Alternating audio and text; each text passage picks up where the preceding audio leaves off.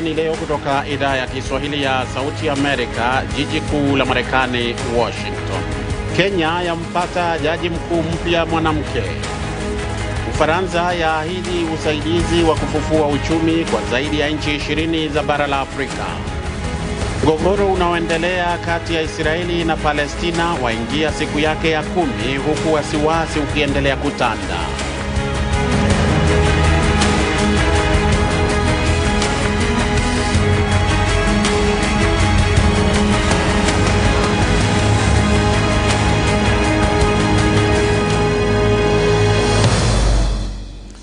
Hujambo mtazamaji, karibu kwa matangazo ya Duniani Leo. Jina langu ni BMJ Mridhi nikiwa hapa Washington. Nakusihi uendelee kuwa nasi kwa dakika 30 zijazo za matangazo haya, ambapo pia tutaungana na waandishi wetu mbalimbali kutoka sehemu tofauti kote duniani. Tuanzie nchini Kenya. Rais wa Kenya Uhuru Kenyatta amemteua jaji wa mahakama ya rufaa Martha Koome kuwa jaji mkuu mpya wa nchi hiyo. Kwa uthibitisho huo, Jaji Koome anaandika historia na kuwa jaji mkuu wa kwanza mwanamke wa taifa hilo la Afrika Mashariki.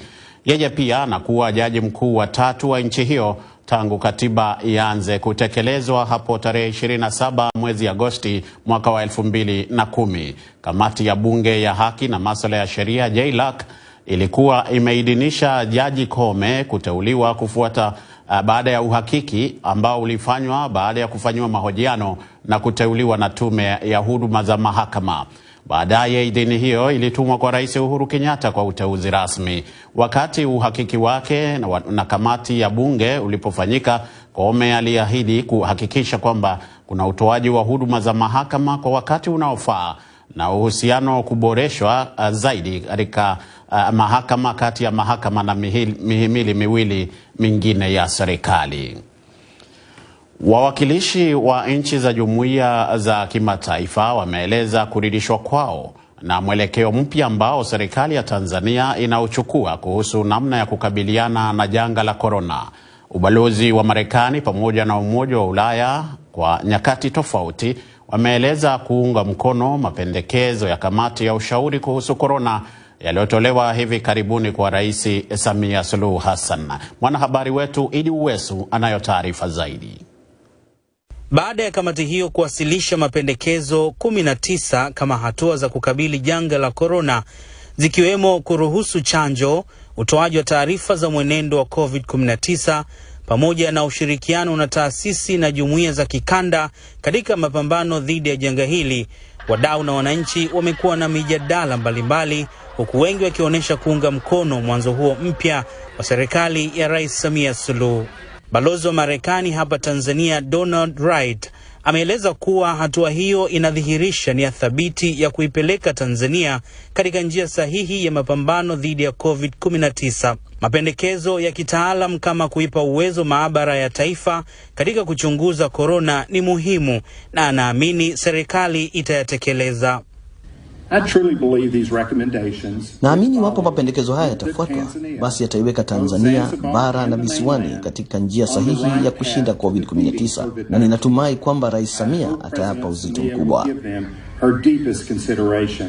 Naye mwakilishi wa ujumbe wa Jumuiya ya Umoja wa Ulaya Balozi Manfredo Fanti anaamini ukurasa huu mpya utakuwa na tija kwa ukanda na dunia kwa ujumla katika vita dhidi ya corona, na kusema kuwa Umoja wa Ulaya unaunga mkono hatua hiyo. That every country has the full right to manage its own health policy as it deems fit. Kila taifa lina haki ya kuendesha sera za afya kwa namna yake, lakini wakati huo tunaishi katika ulimwengu na kuna mwingiliano wa watu. Hivyo ni muhimu kuhakikishia tena wenzako katika mataifa mengine kwamba una sera kuhusu mambo kama haya ya corona na kwamba kuna jitihada zinachukuliwa. Kwa hiyo katika mtazamo wa jumuiya za kimataifa, hii ni hatua chanya.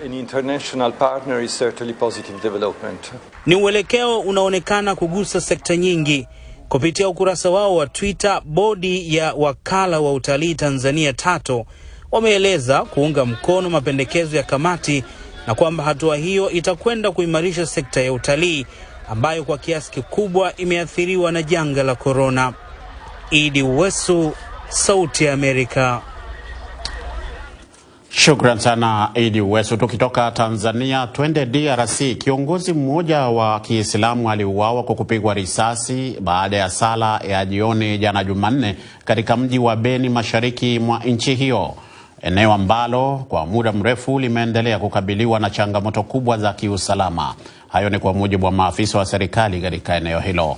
Hicho ni kisa cha pili cha mauaji kama hayo mwezi huu. Sheikh Musa Damali alipigwa risasi alipokuwa akirudi kutoka kwa sala ya jioni na mtu asiyejulikana ambaye baadaye alitoweka, alisema Donat Kibwana ambaye ni afisa wa utawala katika mji wa Beni. Mustafa Machongani, mwakilishi wa Beni wa Jumuiya ya Kiislamu ya Kongo Komiko, alithibitisha mauaji hayo. Tarehe mosi mwezi huu kiongozi mwingine wa Kiislamu, imamu wa msikiti wa jiji Sheikh Aliamin, aliuawa kwa njia hiyo hiyo kwa mujibu wa Machongani.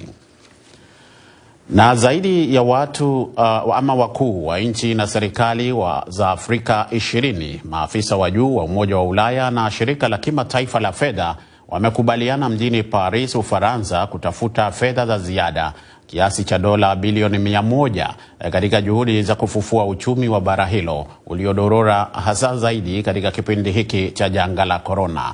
Hadija Riami anayo ripoti kamili. Rais wa Ufaransa Emmanuel Macron Jumanne alikuwa mwenyeji wa mkutano uliolenga kubuni njia za kuisaidia Afrika kukabiliana na mzozo na kurejea katika ukuaji, ikiwa ni pamoja na IMF, Benki ya Dunia na Umoja wa Afrika. Macron amesema mahitaji ya ufadhili kwa bara hilo yanakadiriwa ni kiasi cha dola bilioni 300 ifikapo mwaka 2025. Nous sommes prêts à réallouer. Tuko tayari kutenga baadhi ya special drawing rights ambazo Ufaransa itakuwa nazo ili mradi kuwepo na ufadhili unaoendelea ambao utapelekea kupatikana kwa kiasi cha dola bilioni 100. Hii ina maana tunahitaji zaidi ya mara 3 ya matumizi kwa Afrika wakati ambapo SDR itakapoanza kufanya kazi. Washiriki pia walikubaliana kwa Afrika ni vyema iwe na uwezo wa kuzalisha kwa viwango vikubwa chanjo kwenye bara hilo kwa ajili ya watu wake, Macron amesema, hasa kupitia mabadilishano ya teknolojia na kuondoa vikwazo vya hati miliki. La première initiative, c'est une initiative très forte. Juhudi ya kwanza ni hatua ya kijasiri, kuzalisha viwango vikubwa vya chanjo kwa Afrika barani Afrika na kuvisambaza kupitia ushirika wa kifedha na kiviwanda. Kwa hakika mambo haya mara nyingine huchukua muda kuchanganywa pamoja, lakini tunataka kuisaidia Afrika kuendeleza nyenzo zake. Adenovirus, protéines recombinées, ARN messager.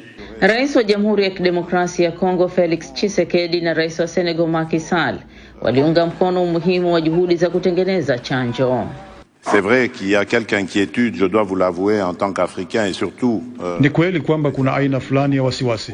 Nakiri kama Mwafrika na rais wa Jamhuri ya Kidemokrasia ya Kongo, watu wetu hawajahamasishwa vya kutosha kuhusu chanjo hii dhidi ya COVID-19. Wasiwasi huu ni kutokana, kwa maoni yangu, ukweli ni kwamba chanjo inatoka nje.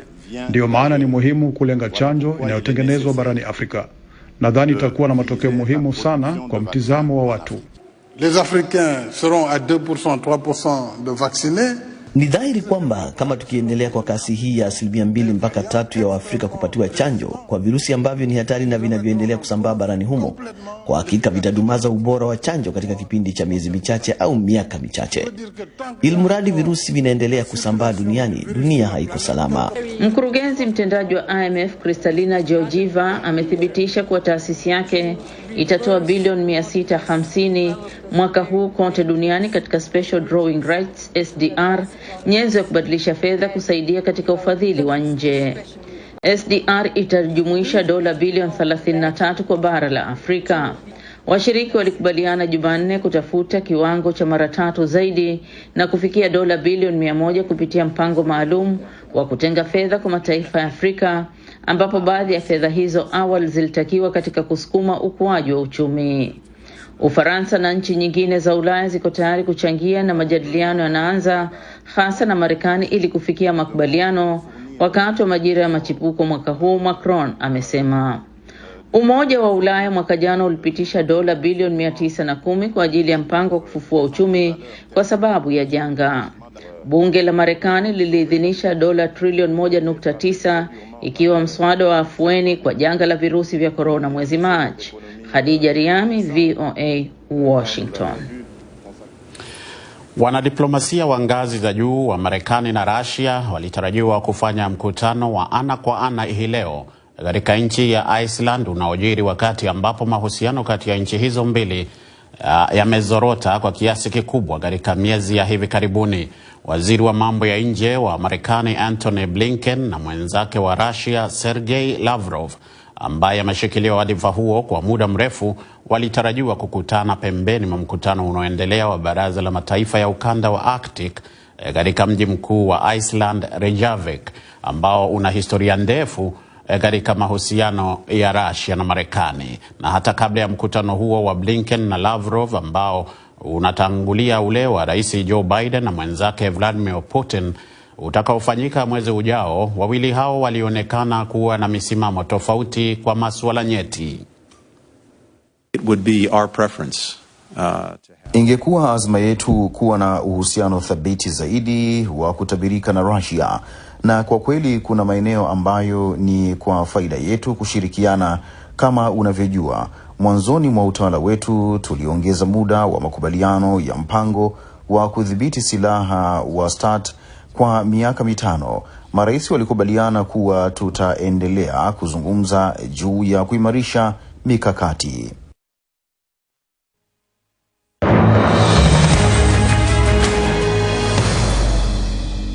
Malawi imechoma dozi 19,610 za chanjo ya kampuni ya AstraZeneca zilizopitwa na muda wake, ikiwa ni taifa la kwanza barani Afrika kufanya hivyo. Imechukua hatua hiyo kufuatia ushauri wa kituo cha kudhibiti magonjwa barani Afrika, Africa CDC, kwamba dawa zilizopitwa na muda wake hazina nguvu tena. Chanjo hizo zilitengenezwa na taasisi ya Serum ya India na zilibidi kutumiwa kabla April 13. Maafisa wa Malawi wanasema hatua hiyo inawapa moyo wa Malawi kupata chanjo ikipatikana, kwani hadi sasa ni idadi ndogo sana ya wananchi waliokubali kuchukua chanjo hiyo ya kupambana na ugonjwa wa COVID-19. Umoja wa Mataifa unaeleza hii leo kwamba mzozo wa kibinadamu nchini Yemen unazidi kuwa mbaya pale njaa inaongezeka nchini humo, huku maambukizo ya ugonjwa wa COVID-19 yakiongezeka na vita kuendelea bila dalili za kumalizika haraka. Tangu Januari mwaka huu, mapigano kati ya wapiganaji wa Kihudhi na jeshi la serikali ya Yemen yameongezeka katika jimbo lenye utajiri wa mafuta la Marib na kusababisha vifo vya watu 1,000. Kufuatana na ofisi ya kuratibu huduma dharura ya Umoja wa Mataifa OCHA, karibu familia 2,625 zimelazimika kuhama kutoka Marib kati ya mapema mwezi wa Februari hadi Aprili 10, na familia nyingine 692 zilihamishwa kutoka jimbo hilo hadi majimbo mengine ya Yemen.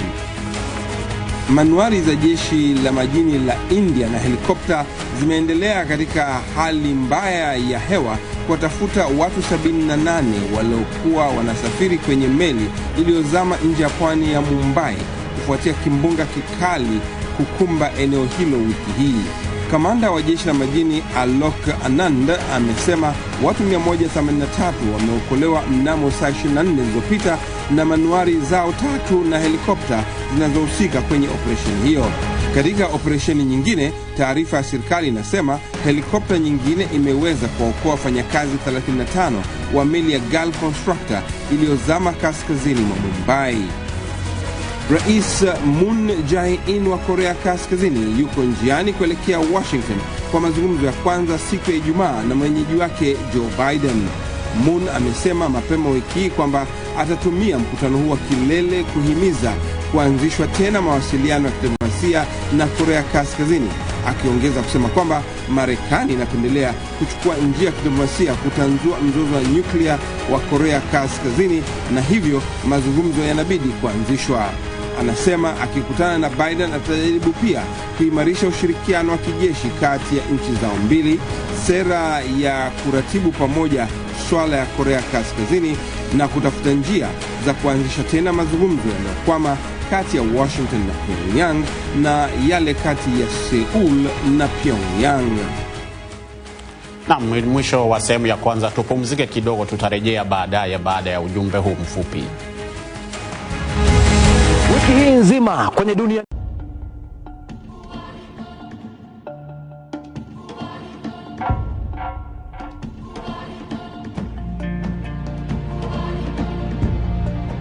Kwa jina naitwa Geoffrey Mbilinyi, ni CEO wa G&M Cargo ambao ni wasafirishaji wa mizigo kutoka China kuja Afrika Mashariki.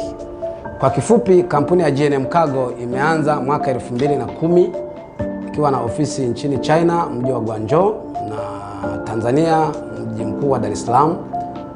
Baadaye tukaja tukafanikiwa kufungua ofisi nyingine nchini Uganda. Kwa kipindi hicho tulianza na wafanyakazi nchini China, tulikuwa na wafanyakazi 5, na Dar es Salaam tulikuwa na wafanyakazi 1. Tukaja Uganda tulikuwa na wafanyakazi kama 5. Lakini kufikia sasa hivi G&M Cargo tuna wafanyakazi zaidi ya 200. Kwa hiyo tumeweza kuhudumia wateja wengi sana kwa wakati mmoja.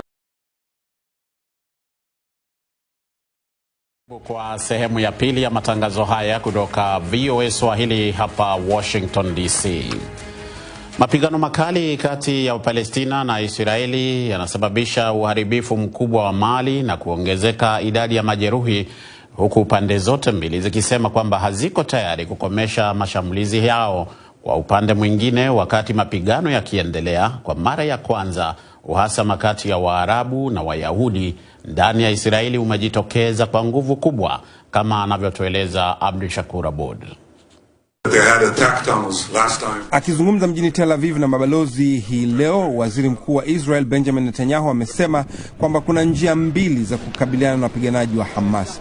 Moja anasema ni kuamaliza, na hilo linawezekana, na pili ni kupunguza nguvu zao zote, wasithubutu tena kufanya mashambulizi. Anasema matamshi hayo yanakwenda kinyume na juhudi za diplomasia za kutaka kumaliza mashambulizi hayo yaliyoanza tangu Mei 10 na kusababisha vifo wa Palestina 219 na Waisraeli 12 hadi hii leo. Kumekuwepo na maandamano na ghasia katika miji mbalimbali ya Israel na ukingo wa Magharibi, ambako majirani wa Kiarabu na Kiyahudi wameanza kugeukiana. Katika mji wa Lod ulioko karibu na Tel Aviv ni miongoni mwa miji iliyoshuhudia ghasia nyingi zaidi, kufuatana na mwandishi wa Sauti ya Amerika Iris Meckler akiwa Jerusalem. Mkazi wa Kiyahudi wa mji huo Yoel Frankenberg amemwambia mwandishi wetu kwamba hajawahi kushuhudia jinsi uhusiano ulivyobadilika mara moja. Nimeishi hapa kwa miaka 12. Tumeishi hapa kwa ujirani mwema kabisa na kwa hali nzuri bila ya uhasama. Lakini mnamo siku chache zilizopita wamejaribu kutuua. Synagogue 5 zimechoma moto katika mji wa Lod mnamo siku 2 zilizopita na kumsababisha rais wa Israel kulaani mashambulizi hayo. Waarabu wa mji huo wakiwaona Mayahudi wanawashambulia kwa mawe na kuwapiga, huku Wayahudi wakiwaona Waarabu wanawapiga na kuwashambulia kadhalika. Wahil, mkazi Mwarabu, anasema majirani wake waliwashambulia yeye na familia yake. Jana usiku walitia moto nyumba zetu, maduka yetu na magari yetu. Waliwasogelea watoto wetu wakiwa na bunduki. Ni lazima waondolewe kutoka hapa, la sivyo kutakuwepo na vita hapa Lord. Ghasia kama hizo zimeenea katika miji mingi yenye Waarabu kwa Israel, ambao ni karibu 20% ya wakazi wote wa Israel ambao wamekuwa kiishi na wenzao wa Kiyahudi. Viongozi wa kidini kwa upande wao, wa Kiislamu, wa Kikristo, wa Kidruz na wa Kiyahudi, wanajaribu kurudisha utulivu, kama walivyotayarisha video hii inayoeleza kwamba ghasia si jambo la kidini. Abdul Shakur Abud, Sauti ya Amerika. Na kwingineko, polisi wa Uhispania wametumia gesi ya kutoa machozi kuwatawanya watu waliokuwa wamekusanyika karibu na mpaka kati ya Morocco na mji wa Ceuta ulio Uhispania na kuwazuia kuingia nchini humo. Vijana wengi wa kiume walionekana wakitembea karibu na uzio unaotenganisha nchi hizo mbili katika jaribio lingine la maelfu ya watu la kutaka kuingia mjini Ceuta ulioko bara Ulaya. Mji huo umeshuhudia mzozo wa kibinadamu baada ya maelfu ya wahamiaji waliovuka kutoka Morocco kufurika katika eneo hilo wakitafuta pahali pa kulala.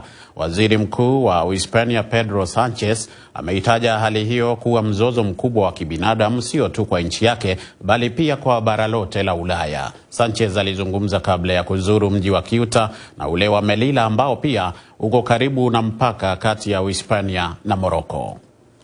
Mi prioridad como presidente del gobierno de España en estos momentos. Kipaumbele changu kama rais wa Hispania kwa sasa ni kuhakikisha udhibiti wa usafirishaji wa binadamu kwenye mpaka na Morocco, kuipatia miji ya Ceuta na Melilla rasilimali zote muhimu za kutatua mgogoro wa kibinadamu ambao ujio huu wa watu unawakilisha, na kuendelea kurudi mara moja kwa wale wote ambao wameingia Ceuta au Melilla kwa njia zisizo za kawaida, kama ilivyoainishwa katika makubaliano ambayo Hispania imesaini na Morocco kwa miaka mingi.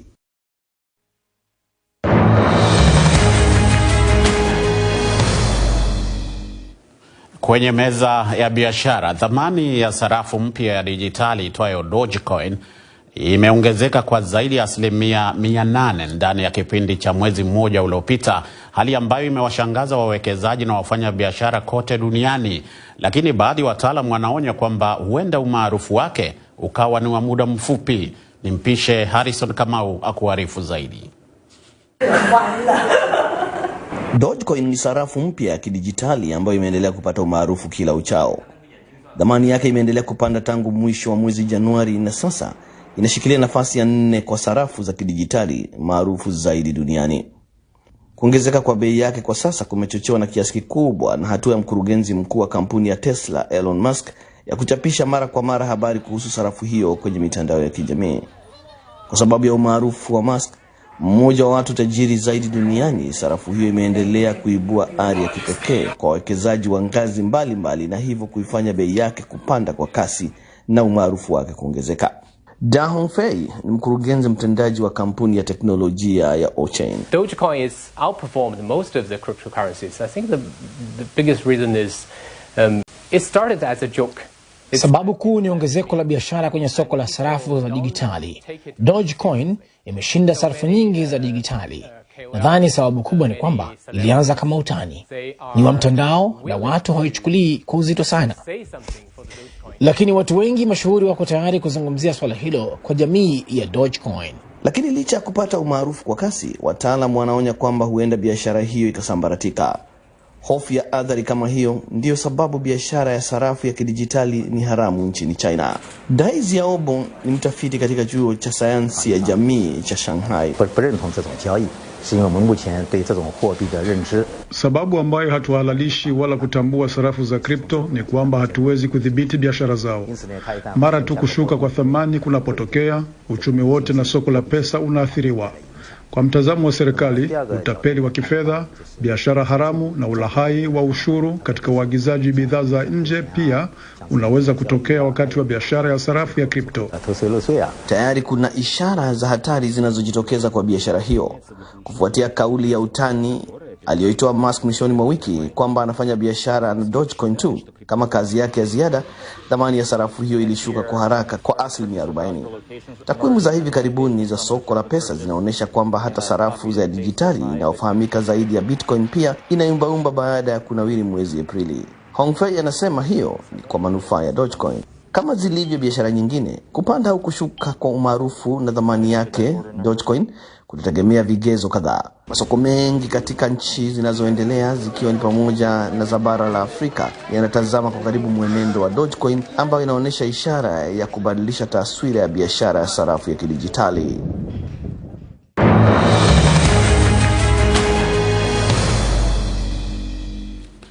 Kwenye michezo leo, ligi ya mpira wa kikapu ya basketball Afrika inaendelea mjini Kigali, Rwanda, ambapo hivi leo timu ya Patriots ya Rwanda imeshinda mechi yake ya pili kwa pointi 78 kwa 72 dhidi ya GBNC ya Madagascar. Hapo jana kulikuwa na michezo kati ya timu ya Petro de Luanda kutoka Angola na AS Polisi ya Mali, huku AS Sale ya Morocco ikipambana na Polisi ya Cameroon.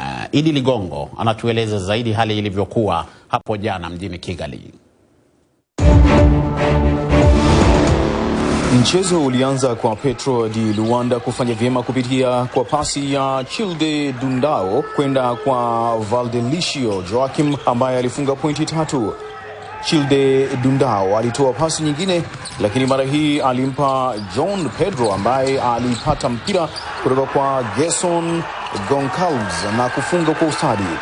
Mchezaji wa Polisi Ibrahim Thomas alitoa pasi ya uwanja mzima kwenda kwa Jawachi Joseph Nzekoro ambaye alifungia timu yake pointi muhimu. Ibrahim Thomas pia alikamilisha pasi nzuri kwenda kwa Mamadou Keita ambaye alifunga pointi 3.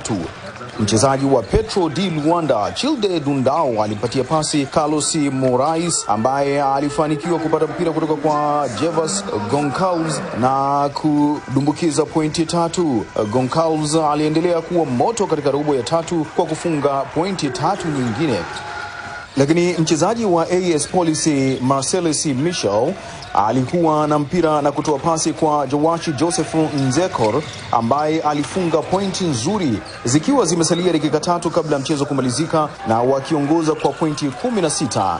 Leonel Paulo wa Petro di Luanda alikwenda golini na kufunga pointi 2 kwa urahisi kwa mpira uliokuwa golini. Mchezaji wa Angola Antoine Scott alitoa pasi kwa John Pedro ambaye alitoa pasi vile vile kwa Childe Dundao ambaye alifunga pointi 3 kwa uwazi kabisa. John Pedro alifunga pointi 17, kudaka mara 17 yani rebounds na kutoa pasi mara 4, huku Veldelicio Joachim akiondoka na pointi 16 na rebounds 5 katika mchezo huo. Mamadou Keita wa AS Police aliandikisha pointi 19, huku Jawachi Joseph Nzekor akiongeza pointi 16 na kudaka mara 3, lakini walishindwa. Ni Petro di Luanda iliyotawala mchezo wote dhidi ya AS Police na mwisho ikawa ni pointi 84 kwa 66. Ulikuwa mchezo wa ushindani wa 6, lakini timu ya Morocco ya AS Saleh iliifunga timu ya Cameroon ya Forces Armées et Police Basketball kwa pointi 87 kwa 84. AS Saleh iliongoza mapema katika mchezo wao wa kwanza, lakini timu ya Cameroon ilileta upinzani kwa mpira uliorushwa na Amadou Abdoulaye Haruna. Mchezaji wa Cameroon Marcus Wali Thomas Jr. aliongeza pointi zikiwa zimesalia dakika 4 kabla ya kumalizika kwa robo ya kwanza. Mchezaji wa AS Saleh Tare Di Von Stoglin alijibu kwa kufunga pointi 3. Pasi nzuri ya Yasin El Mahsin alipatiwa Zakari El Masbani ambaye alifunga pointi 3 muhimu. Katikati mwa robo ya pili, mchezaji wa timu ya Morocco Rashad Dian alipokonya mpira na kufunga. Timu ya Forces Armées et Police iliongoza katika robo ya 3 baada ya kufunga pointi 3 na Amadou Abdoulaye Haruna na Marcus Wiley Thomas Jr. Mchezaji wa AS Saleh Rashad Dian James alitoa pasi kwa Jonre Leon Jefferson ambaye alikuwa golini na kufunga kwa urahisi. Wakiongoza kwa pointi 1 zikiwa zimesalia dakika 5 za mchezo, Forces Armées et Police walipoteza mpira na Terrell D. Von Stoglin ambaye alitumia makosa hayo na AS kufanikiwa kuongoza pointi 87 kwa 84. Terrell D. Von Stoglin aliandikisha pointi 28 na kusaidia mara 2, huku Rashad Dean James aliandikisha pointi 19 akidaka mara 6 na kusaidia mara 5 katika ushindi. Marcus Wiley Thomas Jr. alifunga pointi 21, rebound 7, lakini timu yake mwisho kabisa ilifungwa katika mchezo huo. Tunakuletea ripoti mbalimbali kuhusu ligi hiyo mwezi huu wote. Na hapo ndo tunakamilisha matangazo yetu kutoka hapa VOA Swahili jijini Washington. Naitwa BMJ Mridhi. Tuonane siku ya Ijumaa panapo majaliwa.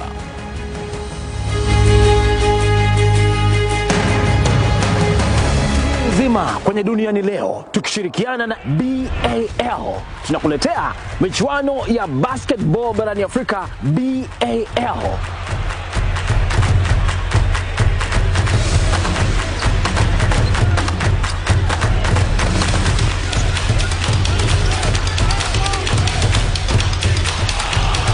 Usikose.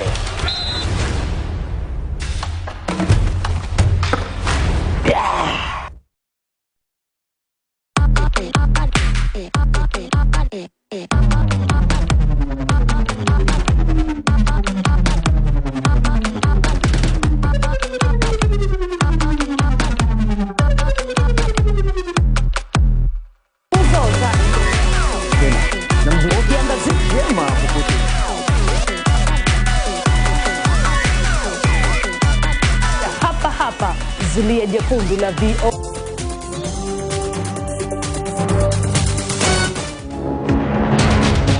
This is VOA Africa.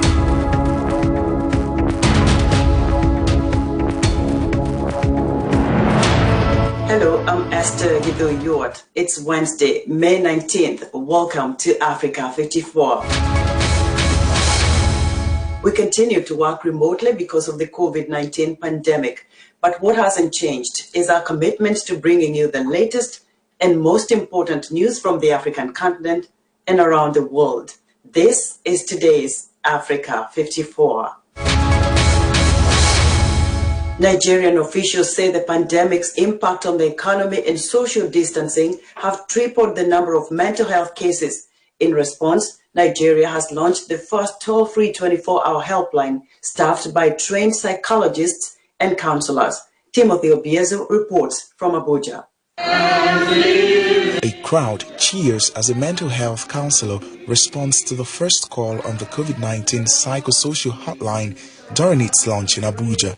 It's Nigeria's first toll-free line focused on mental health issues and part of a joint effort between the government and a group of private counselors. The virus has done a lot of damage to societies across the world, economically, socially, politically, and health-wise. That's why counseling becomes a very, very important instrument to control and to manage the behavior of people who have been affected. Psychologist Aisha Abdullahi heads the team of counselors manning the helpline. She started free online counseling last year after seeing a significant jump in the number of mental health cases after the pandemic began. She says more than 5,000 people reached out, and she expects even more to seek help through the new helpline. So this is a pilot phase, right? We are anticipating that we're going to get a lot of calls, and we are looking at expanding. So that's why we're calling on partner organizations, collaborations, so that we will be able to expand and be able to meet up to the needs of the calls that we get. So experts say the number of people needing mental health services tripled during the pandemic, but they say less than 10% get help because of the stigma attached to it. Pelemo Avanyajo says she suffered from depression for years after a surgical procedure on her legs. She says she overcame suicidal thoughts after working with Abdullahi. I was already in seclusion. I was already isolated because everyone would go out, go to work, go to school, and just leave me alone in the house. So I was always alone. And that gave more room for the negative thoughts to grow and to affect me mentally. Authorities and the team of counselors are hoping that a toll-free line will help increase awareness and the number of people who get the help they need. Timothy Obiezu for VOA News, Abuja, Nigeria. Sudan will restrict all travelers who have visited India within the prior 2 weeks, according to the country's Health Emergency Committee. The committee also warned that total COVID-19 cases in the African country could top the 100,000 mark by mid-June if restrictions were not imposed. The country's fragile health system has been strained by the coronavirus epidemic, with patients struggling to access hospital beds, oxygen and medications. French President Emmanuel Macron on Tuesday welcomed African leaders and the heads of multilateral lenders in Paris for a summit aimed at finding ways of financing African economies hurt by the COVID-19 pandemic. The leaders also discussed how to handle the continent's billions of dollars debt. The summit is part of Macron's efforts to recast France's engagement in Africa, where it was once a colonial power, at a time the continent faces a near $300 billion deficit by the end of 2023, while trying to recover from the downturn. The summit brings together some 30 African and European heads of state, as well as the heads of global financial institutions like the International Monetary Fund. The African Development Bank estimates that as many as 39 million people could fall below the poverty line this year, with many African countries at risk of debt distress because of the pandemic. The coronavirus pandemic has taken a toll on people's mental health, causing a wide range of fears over the past year of precautions, protocols, and lockdowns and isolation. Isha Sarai and Vero Balderas met with several Americans to discuss their experiences roughly a year into the pandemic. In this segment of Alone Together, produced by Jacqueline D. Phillips and Isha Surai, we hear about some of the biggest fears and anxieties these people have faced. When COVID-19 first came on the scene, I had actually a lot of fears and a lot of anxiety. And initially, a lot of the concerns were around older people who were more at risk. So I immediately had fears, anxiety about my parents, especially my dad. My dad's really high risk. I'm vaccinated. I'm still ultra cautious. 2 masks, social distance. I don't go out. I don't go to restaurants. But that's in the interest of public safety. I've had 5 bypasses in my heart 2 years ago. Coagulation issues because COVID causes your blood vessels to react strangely. Terrified each day, like, if I get it, I'm not going to, I don't think I'm going to make it. In the very beginning, a lot of people were scared. And so we saw a significant decline as far as like people calling 911. And I think that was bad in a way because people were scared to go to the ER, but they know that they needed help, but then they were waiting like almost too long.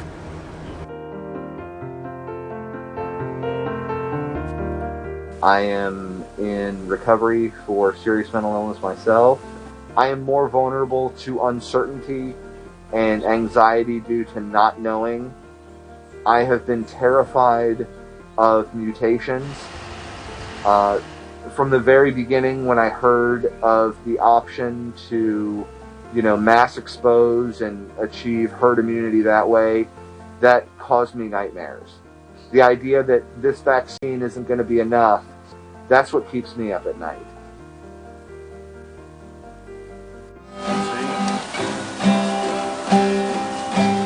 Losing my father in January, that was my worst fear, for the elderly people in our family. The worst fears for me is I contract it and don't make it, and I'll leave wife and child behind.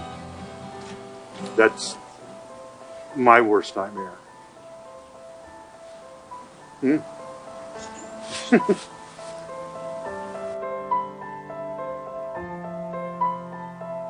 My husband is a teacher and was exposed by students who refused to wear masks, and the result was that he got sick. And I thought that was the worst of it until last week. I thought maybe we were gonna come out the other side, and we lost a cousin to coronavirus, and that was my biggest fear, and it was realized.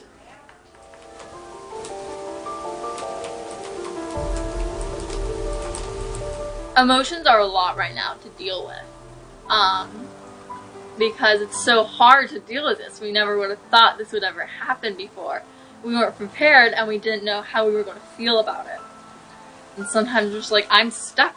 I have 10 assignments that are missing, and everything's due in 2 weeks, and I have no clue what to do. I'm stuck.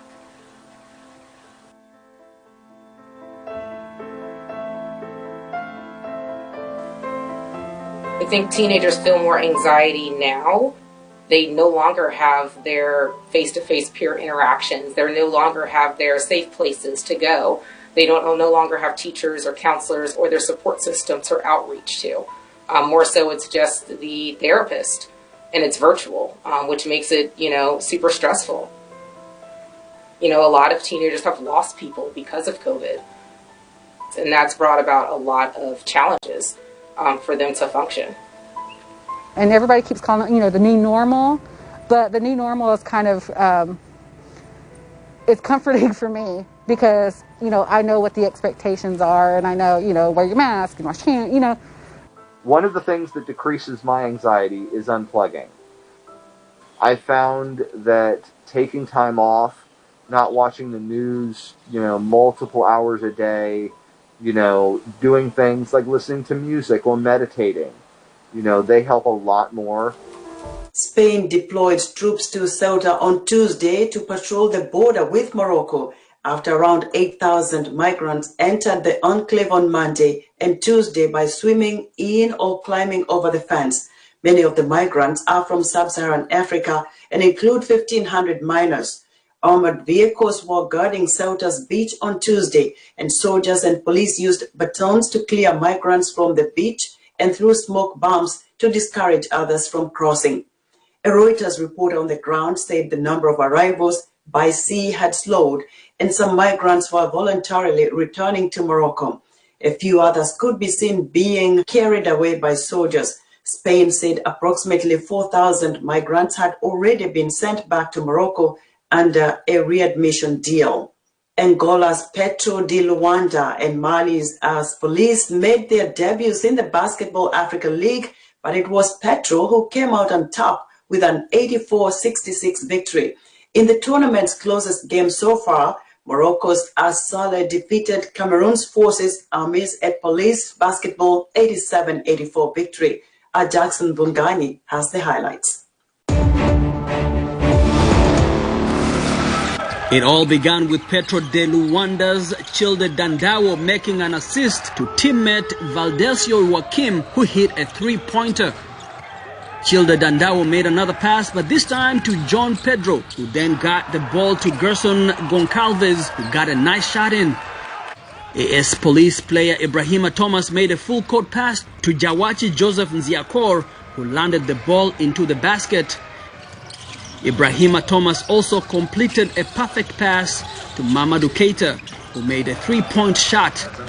Petro de Luanda's Childe Dandawo passed right to Carlos Moraes, who was able to get the ball to Gaston Goncalves for a three-pointer. Goncalves stayed hot in the third quarter with another three. AS Police's Milo Marcel's Michel dribbled down the court to pass to Jawash Joseph Nziakor, who scored in the paint. With about 3 minutes to play left and up to 16, Petro de Luanda's Leonel Paulo went straight to the rim as the ball bounced off the glass for an easy 2 points. And Angola's Antoine Scott passed to John Pedro, who made an assist to Childe Dandawo as he got a clear shot for 3 points. John Pedro recorded 17 points, 17 rebounds, and 4 rebounds for Pedro de Luanda, while Valdelicio Joaquim got 16 points and 5 rebounds in the defeat. Mamadou Keita tallied 19 points for AS Police, while Jawachi Joseph Nziakor added 16 points and 3 rebounds in the losing effort. It was Petro de Luanda all over AS Police in this one with 84-66.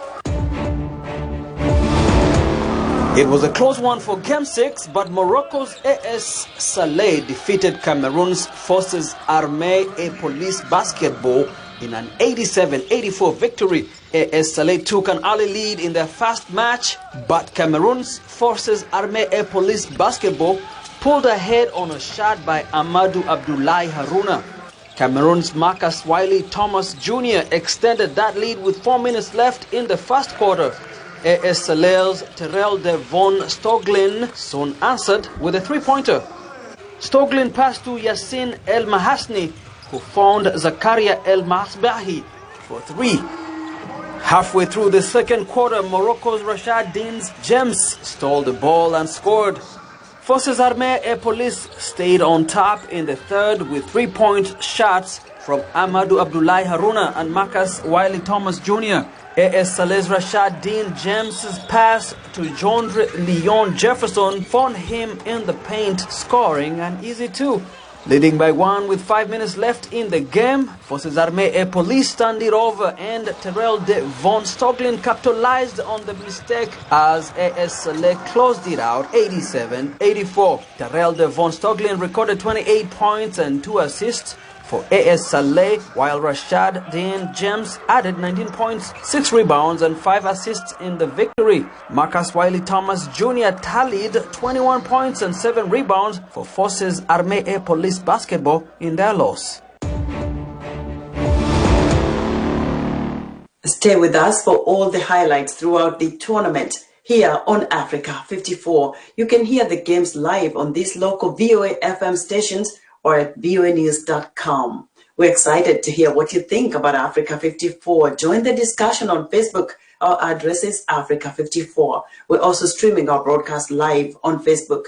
Please watch and share our show with your friends. Also, check out our headlines 24/7 on voaafrica.com. Still to come, a Ghanaian technopreneur helps youth and women overcome life's challenges using computer skills. We'll be right back. All this week on Africa 54, we are partnering with the BAL to bring you the best of African basketball.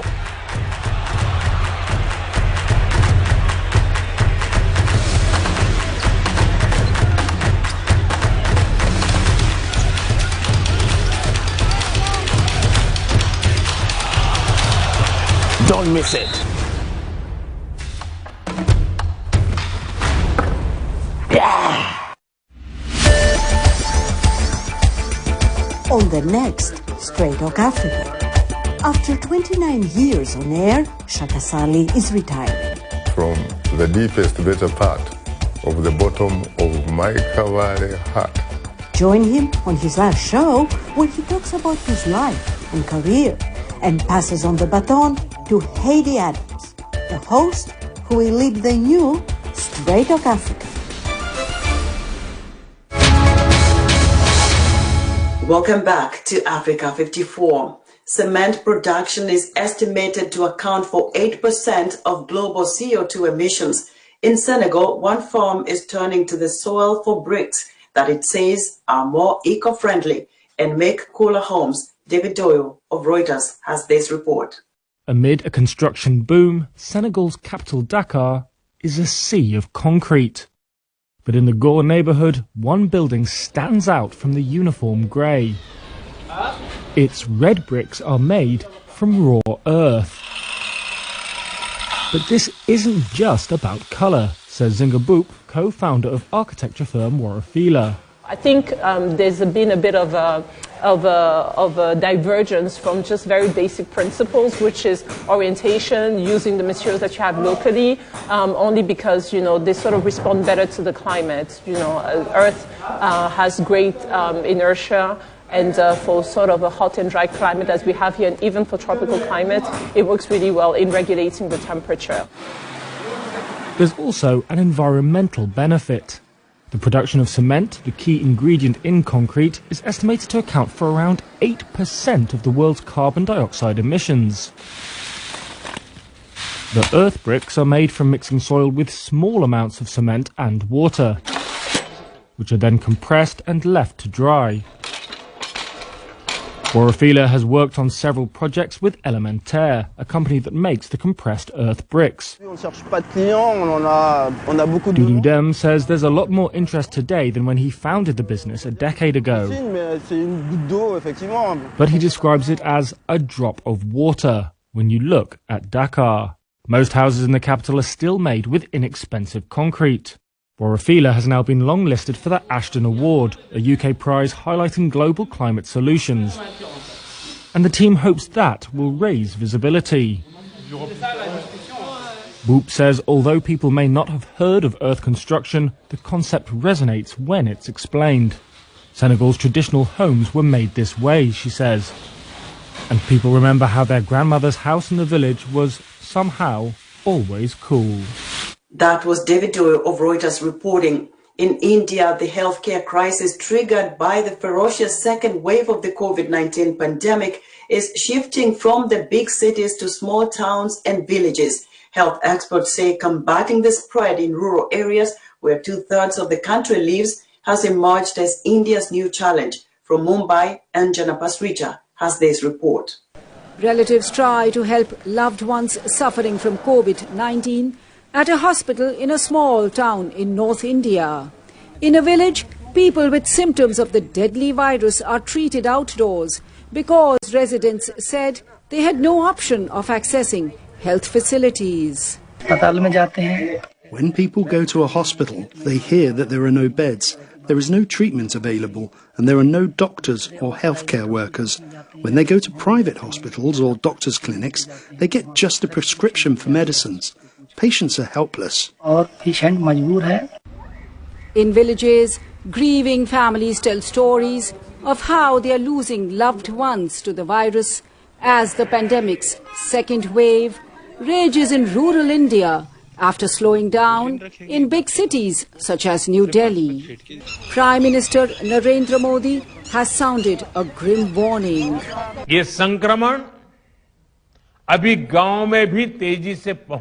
This infection is now spreading to villages very rapidly.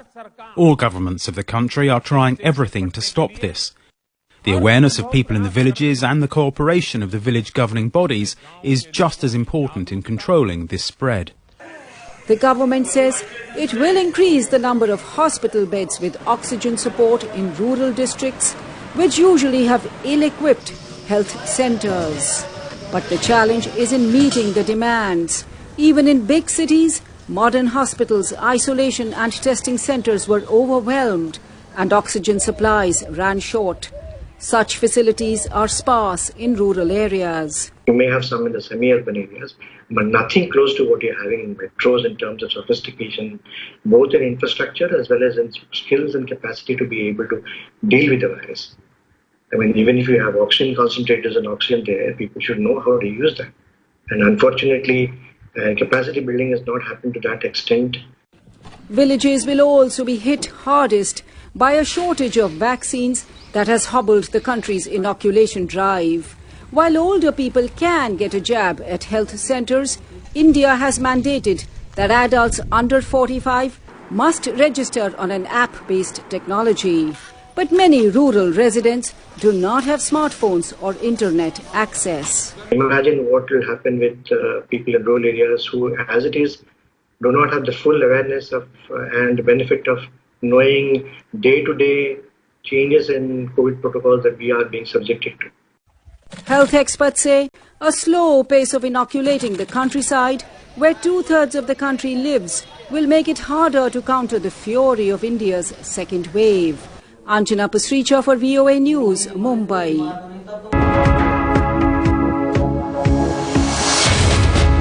In our tech news, an award-winning Ghanaian technopreneur and software developer is trying to make her mark on the tech scene in the West African nation of Ghana. Her use of technology as a tool to teach and mentor young people and women with computer skills to overcome daily challenges is just remarkable.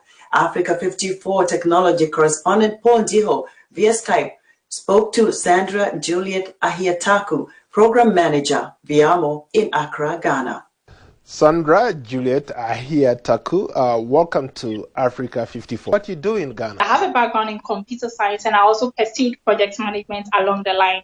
I have various expertise in managing projects that are related to health, education, financial inclusion, and then a whole lot of sectors. How has it been for you as a young woman trying to make your mark in the tech industry? I would say my background in computer science has helped me to get to the stage that I am today as a woman or a lady in tech. I've had a lot of support from people, which has gotten me to this stage as well. What does it take for a person to succeed in the tech industry? What skills do you need? Do you have to be a computer programmer, a coder, a software developer? What skills really do you need to have a good career in the tech industry? Before I studied computer science, I didn't have so much background in coding. I didn't really know much about what technology was and what are like the available careers. I didn't know a lot about that, but I made up my mind that I want to be a beginner. I want to start a career in this, and then that was what led me. So for somebody who might want to actually pursue a career in technology, I would advise the person to just make up his or her mind, like make up your mind that this is what I want to do. Then start asking the questions that you don't know. The internet is a very good resource where you can find a lot of answers. If you can, read wide and then also be consistent in whatever you do. Have a positive attitude and then believe in yourself. You will make it. What are some of the projects that you have worked on that have opened so many doors for you and the teams that you work with? So I began from a very humble part, like a very humble stage where I didn't know where I was going. So I was just trying to strive within myself to get to that top. So after school, I had the opportunity to join an innovation company, an innovation hub, which is called Kumasi Hive. And then I had the opportunity to lead a number of projects which were related to building the capacity of women and girls in technology, such as, so we're talking about digital skills like artificial intelligence, web designs, graphic design, blockchain, augmented reality, and virtual reality, digital fabrication, and many more. Moving on, I've worked with a number of companies. So I joined another company, which is the Social Security and National Insurance Trust, where I worked as the Assistant Management Information System Administrator. And then I moved on to join Viamo, which is like it's an IT firm, but what they do more is to use mobile, communicate to people using mobile technology in the simple languages that they do understand. How would you describe the tech space in Ghana? I'll say the tech space in Ghana is still developing. And then in some few years to come, Ghana would be one of the countries because of the resources that are already there and then what we are still getting. So I'll say Ghana is one of the countries that is a promising country actually in the field of tech. There are a lot of young people out there, especially young women, young men, who want to get into this space, who aspire to be the next technopreneurs, the next Bill Gates, you know, Steve Jobs or Elon Musk in Ghana or from Africa. What would you tell these other people who want to, you know, to make their mark in this space? My advice to them is that they can make it no matter where they are coming from, no matter their background. They should just believe in themselves, identify what they want to do, be persistent at it, consistent, and then with hard work and determination, they will get there. Who inspires you? My parents do, and one person I would like to mention is my mother. She is a very hardworking woman who keeps pushing me, girl, you can do it, you can get there. So I think she's one person who really inspires. Well, Sandra, thank you so much for your time. Thank you so much, Paul, and in regards to your cherished viewers once again from Ghana. That was Africa 54's tech correspondent Paul Ndiho speaking to Sandra Juliet Ahiataku, Program Manager, Viamo, in Accra, Ghana. And that's our show for today. Be sure to watch Africa 54 on our website at voaafrica.com. From all of us here in Washington, thank you for watching.